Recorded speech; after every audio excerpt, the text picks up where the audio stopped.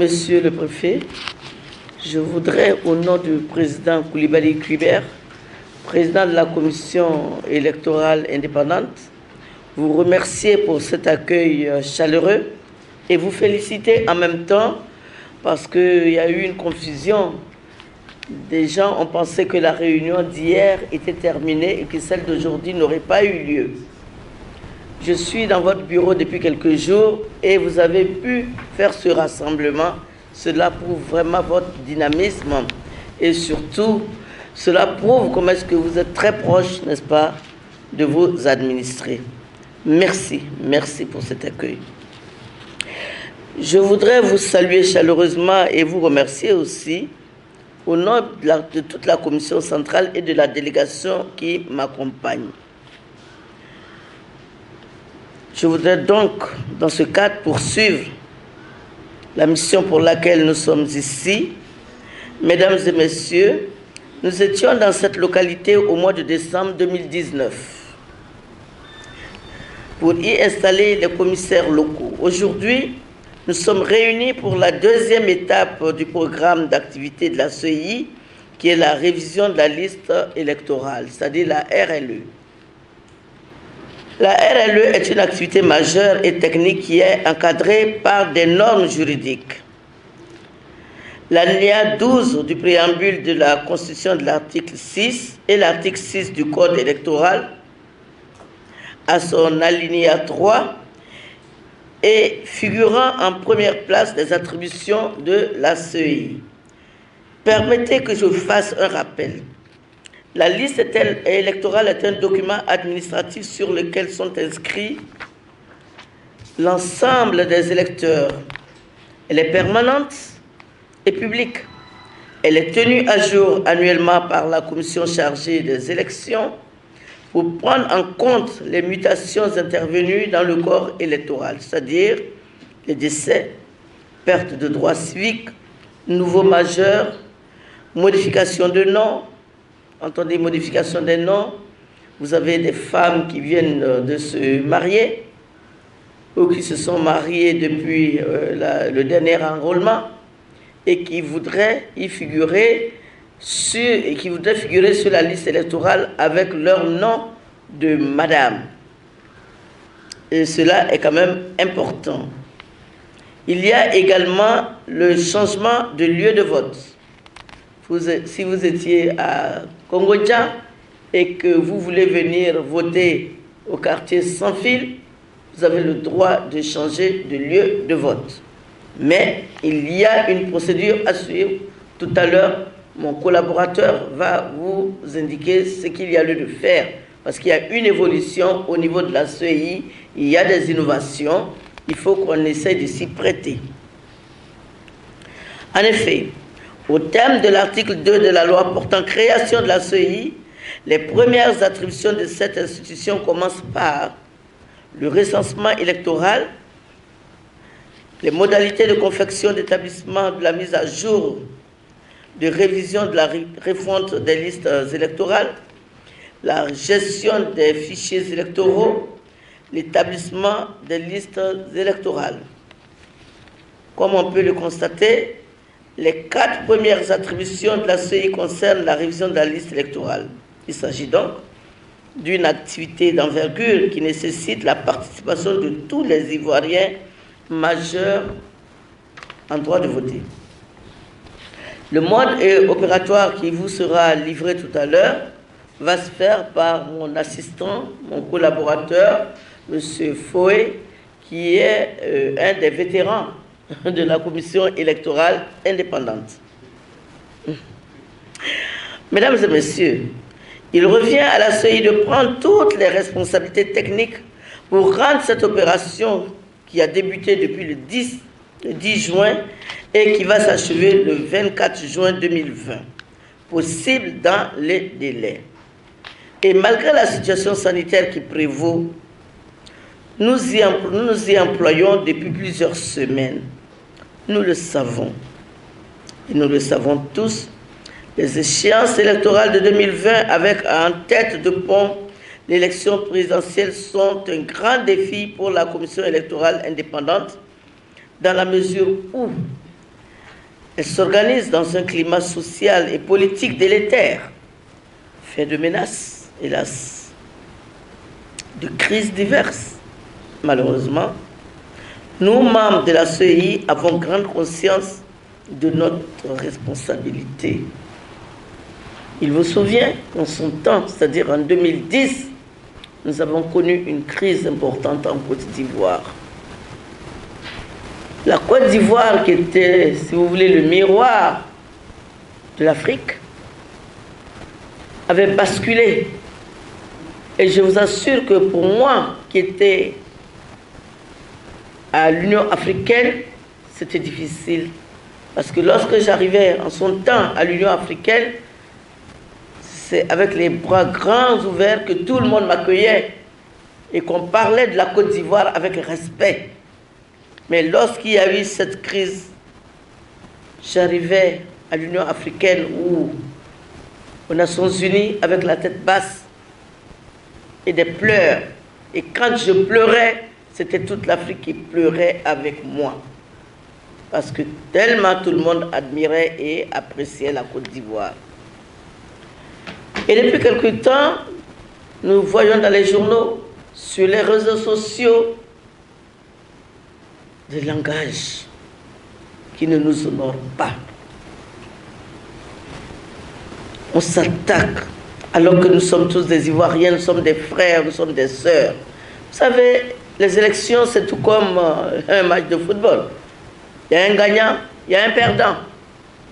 Et quand quelqu'un a perdu, il faut que les autres puissent accepter leur défaite et se dire, c'est X qui a gagné, on y va, ça sera pour la prochaine fois.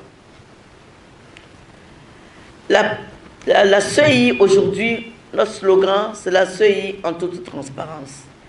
Nous sommes venus pour vous parler en toute transparence, sans avoir la langue de bois. Et nous allons également vous écouter et vous donner les réponses qu'il faut pour que nous puissions avoir des élections crédibles et des élections apaisées. C'est donc vous dire que toutes nos activités sont encadrées par des normes juridiques et le président Koulibaly Kubier, qui est le président de notre institution, qui est un praticien du droit, veille strictement au respect des textes. C'est dire que les membres de la CEI agissent en toute transparence pour offrir à notre pays des élections crédibles et apaisées, dis-je. Il vous appartient, vous responsables administratifs, monsieur le gouverneur, mesdames et messieurs les sous-préfets, les chefs traditionnels, les guides religieux, les chefs de communauté, responsables d'associations et leaders d'opinion, de contribuer efficacement à la réussite de ce processus en vous mobilisant pour participer aux activités électorales. Nous voulons compter sur vous et votre savoir-faire pour sensibiliser les populations à s'inscrire massivement et à prendre part à l'élection du président de la République au mois d'octobre. Et ensuite, nous aurons l'élection des députés, des sénateurs, des responsables régionaux, c'est-à-dire le conseil régional et le conseil municipal. Je voudrais particulièrement m'adresser aux jeunes, qu'ils ont un rôle à jouer. Nous sommes là aujourd'hui pour les interpeller, parce que c'est souvent que les jeunes disent la politique, c'est l'affaire des autres, des anciens. Mais c'est aussi votre affaire, parce qu'aujourd'hui, quand vous allez sur le plan international, on fait la promotion, on essaie de faire la promotion des femmes et des jeunes, parce que les jeunes ont un savoir-faire, ils ont leur expérience, leur grande expérience à nous apporter. Quand on parle, les jeunes disent, c'est toujours les mêmes. Mais ça ne peut être que toujours les mêmes si vous, les jeunes, vous ne voulez pas vous affirmer. Je le dis partout, la politique, le pouvoir, il ne se donne pas. Le pouvoir, il s'arrache, il se prend. C'est pareil pour les femmes. Que les femmes ne disent pas, oui, non, c'est l'affaire des hommes. C'est aussi l'affaire des femmes. Moi qui vous parle, j'ai été députée maire, candidate face à un ministre que j'ai battu plusieurs fois. Depuis la période du parti unique jusqu'à ce qu'on entre à ce que nous connaissons aujourd'hui. Mais je n'ai jamais eu de complexe. Et les populations m'ont apprécié. Parce que dans notre région, il n'y avait jamais eu de femmes candidates. Les femmes étaient toujours là pour faire la cuisine, applaudir, aller voter à 5 h du matin pour un homme. Pourquoi pas nous? Nous avons également cette possibilité d'occuper des postes de responsabilité. Donc, nous sommes là aujourd'hui pour les jeunes, pour vous les femmes, pour tout le monde. Allez vous faire enrôler. Je voudrais saluer également les responsables des partis politiques qui sont venus nous écouter, qui sont là pour nous accueillir. Merci de votre présence massive. L'enrôlement, c'est l'affaire de tous les Ivoiriens, j'insiste là-dessus. Mais l'Ivoirien majeur quand on est jeune. Il y a des Ivoiriens qui ne se sont jamais fait inscrire sur la liste électorale alors qu'ils ont le droit de vote. Ils n'ont jamais été condamnés, mais la chose ne les a pas intéressés.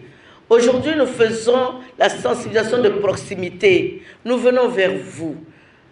Je m'occupe au niveau de la CEI de la sensibilisation, de la communication et de la formation. Donc, des instructions ont été données à tous nos collègues. Il y a 15 superviseurs sur tout le territoire. Nous essayons de sensibiliser au maximum. Et nous allons mettre également les ONG en route à partir de demain, de la semaine prochaine, pour venir vers vous et faire également la sensibilisation de proximité. Nous avons des nouvelles données. Et M. Foué, qui est mon assistant, va vous donner, n'est-ce pas, le mode opératoire. Mais que tout se passe dans la paix. J'ai parlé tout à l'heure de la Covid. C'est tantôt le Covid, c'est tantôt le je ne sais pas quoi. Comment vous voulez qu'on l'appelle? Est-ce que ça a vraiment un nom, cette chose-là? Parce que nous devrions tous prier pour que ça parte loin de la Côte d'Ivoire.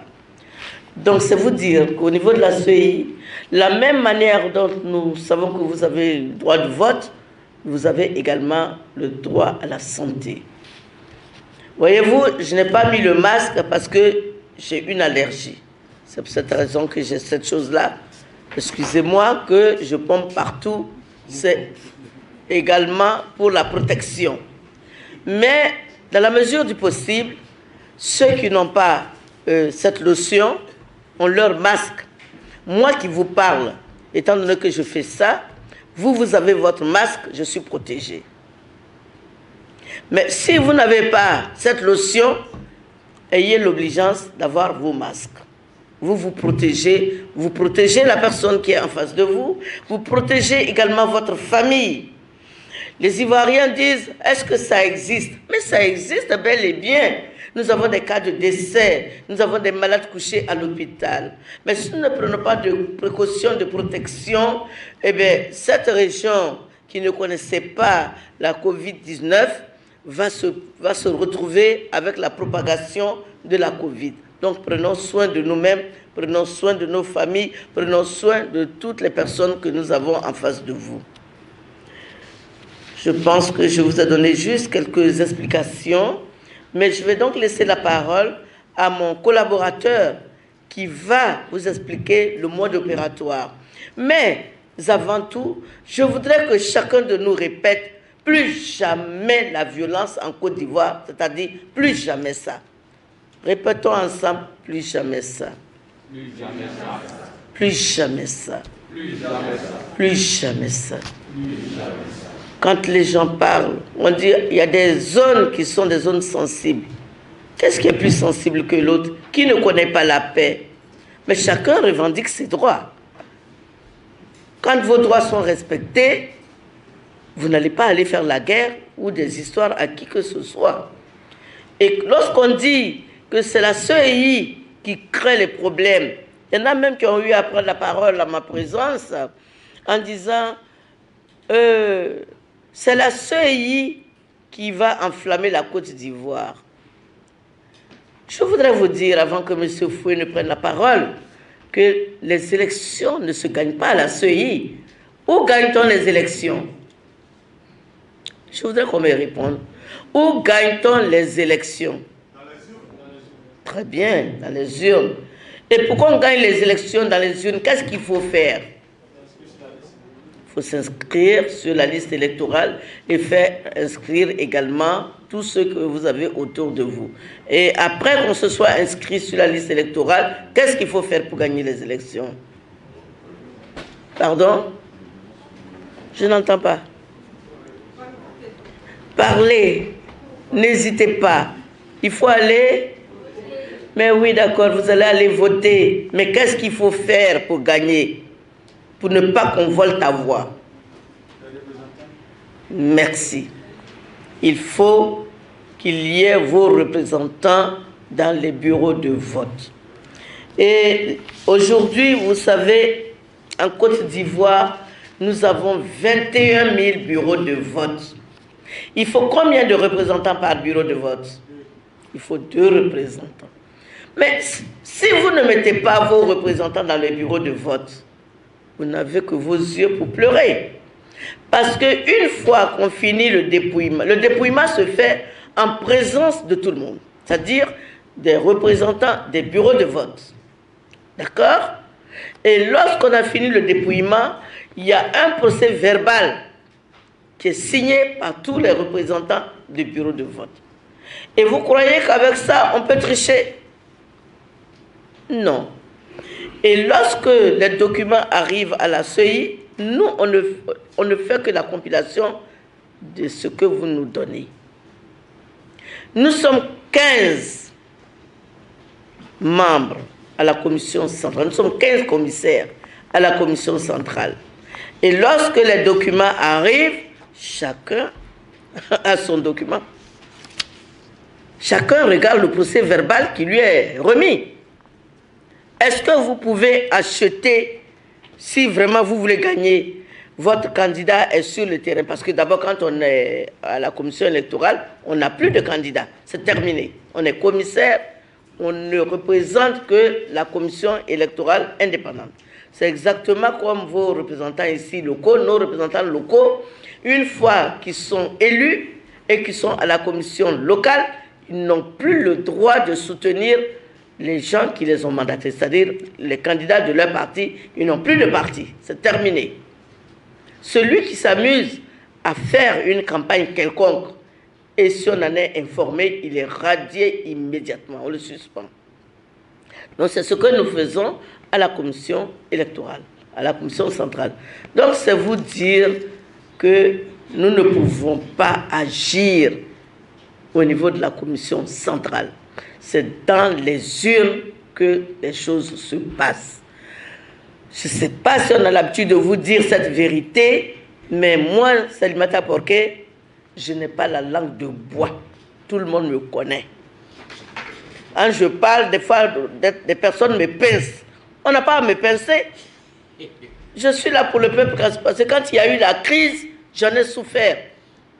Je courais au niveau de l'Union africaine, au niveau des Nations unies, pour voir comment est-ce qu'on allait aider la Côte d'Ivoire à sortir de cette crise. Je ne dormais pas chez moi.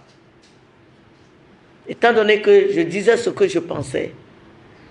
Alors je continue, c'est vrai que je suis à la commission électorale, mais je continue de dire la vérité aux populations pour que nous n'ayons pas de problème en Côte d'Ivoire. S'il y a problème, c'est que c'est nous-mêmes, population, qui en sommes responsables. Donc faites de telle sorte qu'il n'y ait plus de problème en Côte d'Ivoire et que les élections se passent de façon transparente. Je vous remercie.